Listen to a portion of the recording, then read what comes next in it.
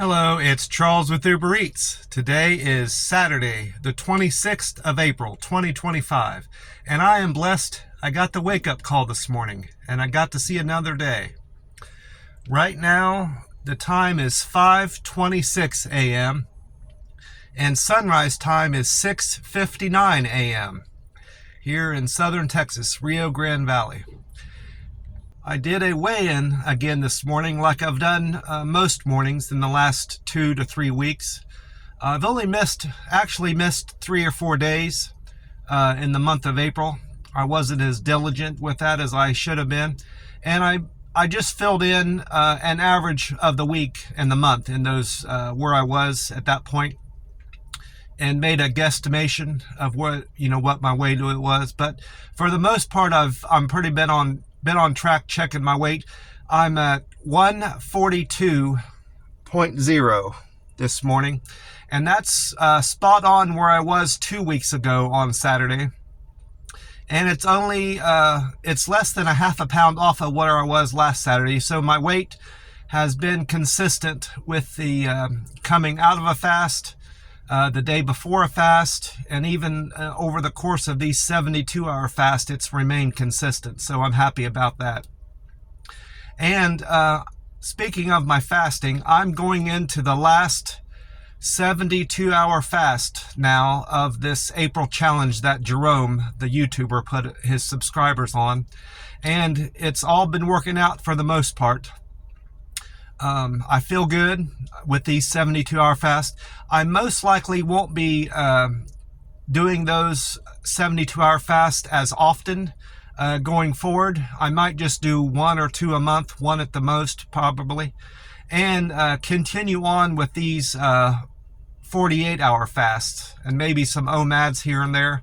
The 48s are more comfortable for me.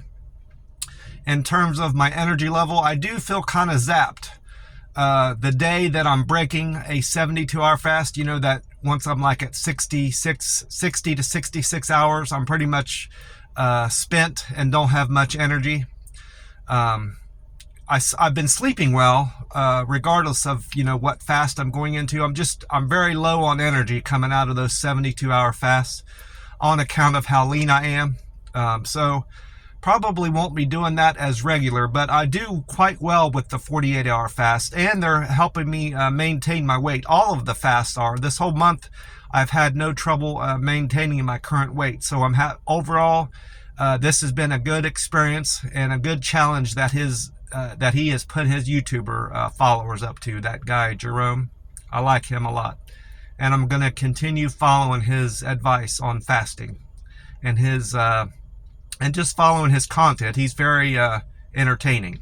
Like I said, it's going to be 78 degrees down here, high temperature, and partly sunny. Another beautiful day down here. I didn't check the wind speed, so I don't know what kind of breeze to expect, but generally there's always a light breeze to moderate breeze that I've experienced down here. So the weather's down here has just been wonderful. And considering it's aside from the few days that it's rained, we had a downpour of rain a few weeks back.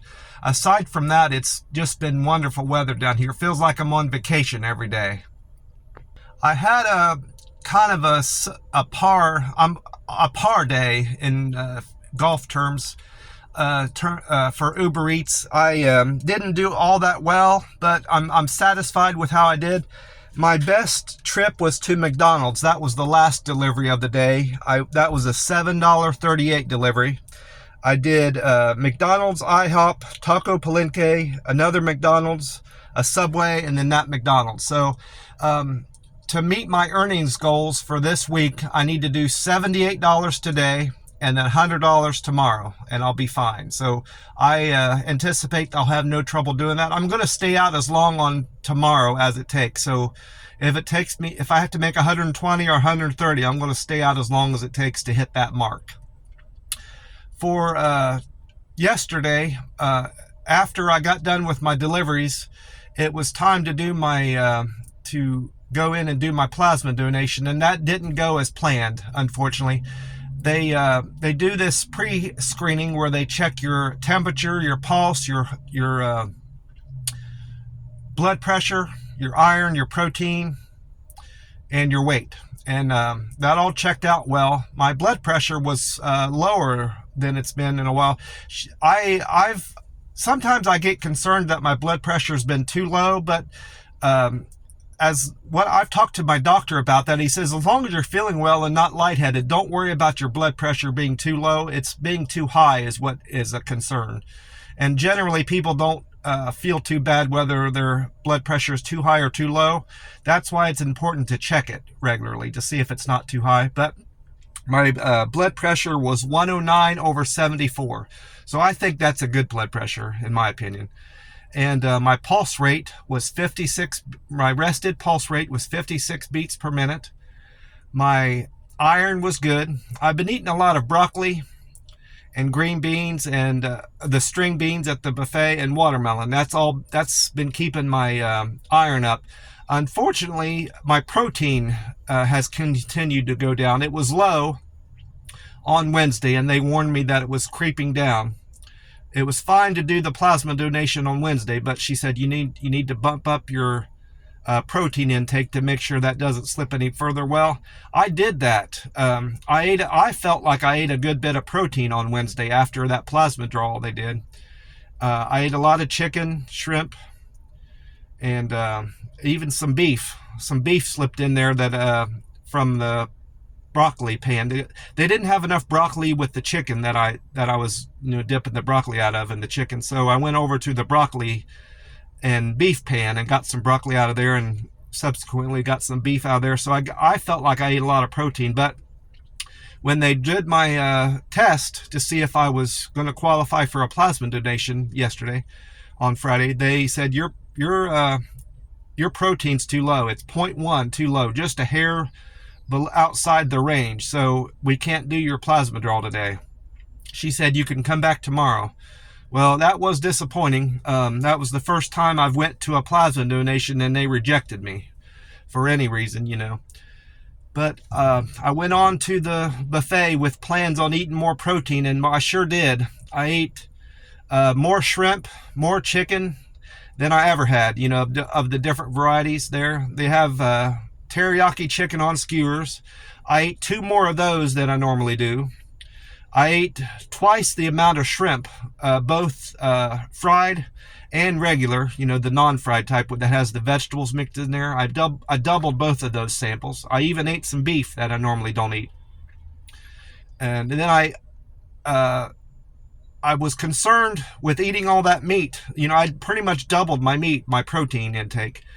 I was concerned I wasn't going to get my normal amount of veggies in, because I want to get enough veggies and fruit in the watermelon, the cantaloupe. I eat a little bit of cantaloupe now, banana, and lemons and oranges, and string beans and broccoli. But I got all my normal samplings of all that in amounts. So going forward, that's going to be my aim, to eat this amount of protein and veggies and the watermelon and fruit, get everything in there, because I was able to fit it all in, and I even got ice cream, and everything. I got everything I enjoyed there normally. The Texas toast, those little Chinese donuts that are, I guess they're cornbread, rice, lo mein. I got everything. Pizza. I even ate some pizza yesterday, so I suppose my stomach's stretching a little bit, able to get all that in. But I say all that to say that my hope today is when I'm changing up my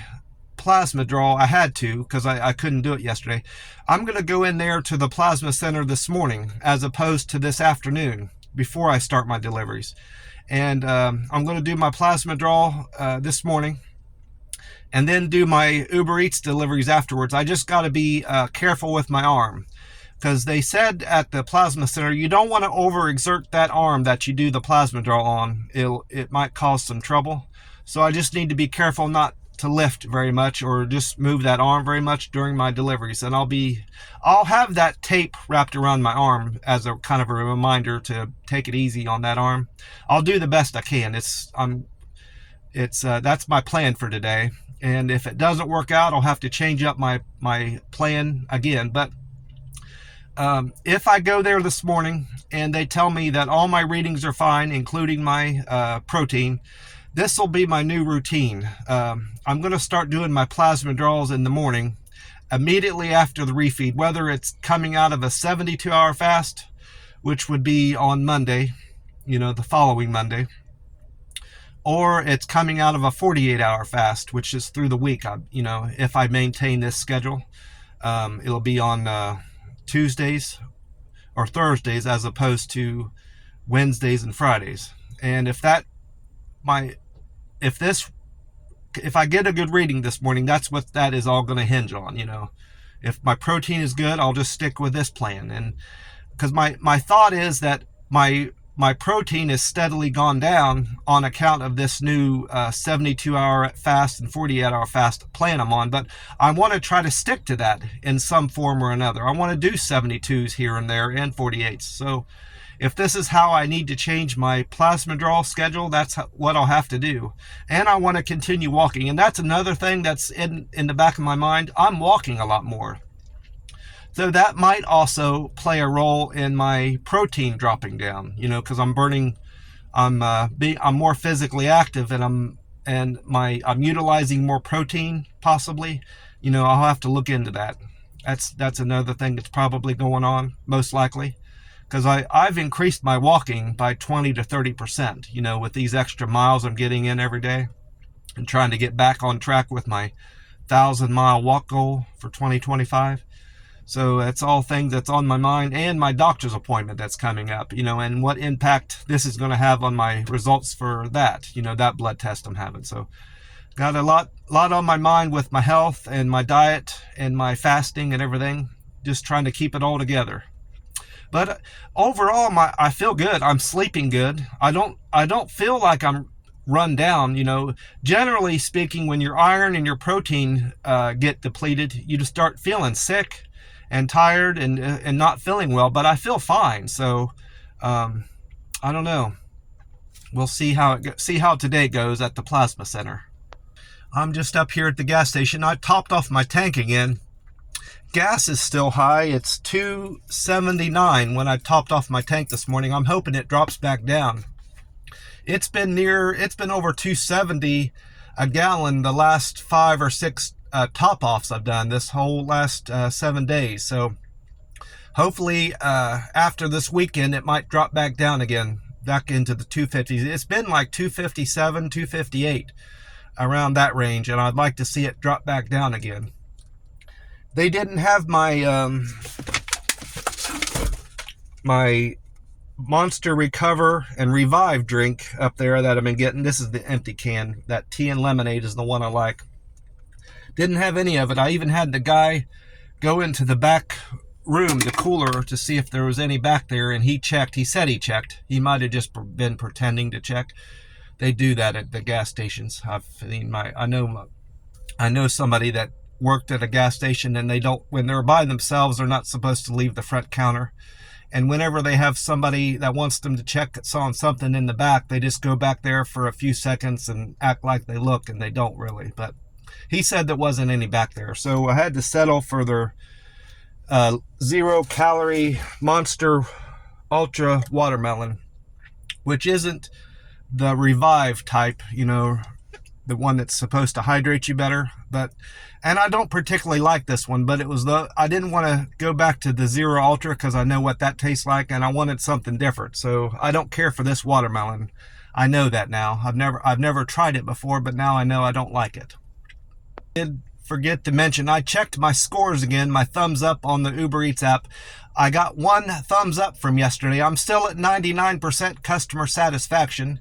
So that's nothing's changed there. I'm at 0 canceled orders, which is good. 99% satisfaction. My deliver with care went up to 276. Quick and efficient 240 now. 235 on friendliness. And perfect handoff 222 and good communicator 202. All of those went up 1. So whoever it was thought I scored perfectly all the way down the line. So I'm happy about that. And I believe I know who it was. There was one lady, I think it was to that IHOP, that was very good at communicating back and forth. She seemed to like that I was texting her about her order. I did happen to send her a picture, a pre-trip pre-trip picture of her order, the IHOP order, because it came with 2 bags. Normally when I go to IHOP, it's just 1 bag, but this was a 2-bagger, and they couldn't fit all the drinks in there either, so I had to carry a drink, 3 things to carry. So I decided to take a picture of all that and send it to her, and she seemed to like that. She didn't comment directly on the picture, but she communicated with me right back away. Oh, thank you. I said, I'm on my way with your order. She just said thanks, and then she texted me back and forth on the way to her house. And she even had a picture of the front of her house she sent me, so I wouldn't be confused about which house it was. I don't see how anybody could be confused about her house, because once I got there, her house was well numbered. A lot of times sometimes you get to these neighborhoods and there's no mailbox out front, and there's no indication of what house number you're looking at. You just kind of have to look at the house next to it if it's marked, and just kind of figure out, well, that must be 234 Elm Street or whatever. But her house was well marked, and it was the same as the picture, so that did help, I guess, in terms of quickly identifying her house. I think a good advice for somebody that's having their food delivered, in my experience, from somebody that's delivered a lot of food to houses, pizza and, stuff like this I've delivered for pizza companies, several of them. And I've delivered with the Uber Eats for many years. If there's anything distinctive about your house, just all you got to do is say, hey, it's the house with the pink mailbox, or just something that sets your house apart. And also, of course, include your address in there if you're having your delivery done through a private pizza chain. Sometimes the pizza delivery driver might have lost your receipt or something. Always include that in the delivery instructions. My house is the house with the ceramic chipmunk out by the tree, or something, anything that's different about your house. Or if you have a distinctive car, if you have a red Volkswagen Beetle, or a Volkswagen bus in your, that not many people own, and it's in your driveway, say that. I've had a lot of people down here say, I've got the gray Jaguar in the driveway. That's something that's occurred to me too. That is a way to distinctivize your house, and make it easier for the delivery driver to quickly see, oh, that's got to be his house. Or if your house is on a corner, say, my house is the gray house on the corner of such and such street. That's another thing you could do. Or if you've got another customer I've had recently, they have their garage door painted a certain color.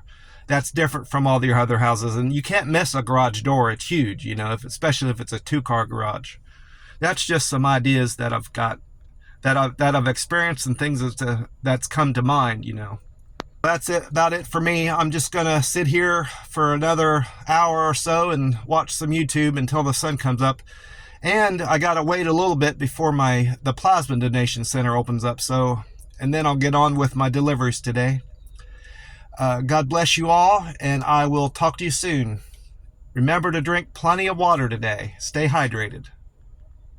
Bye for now.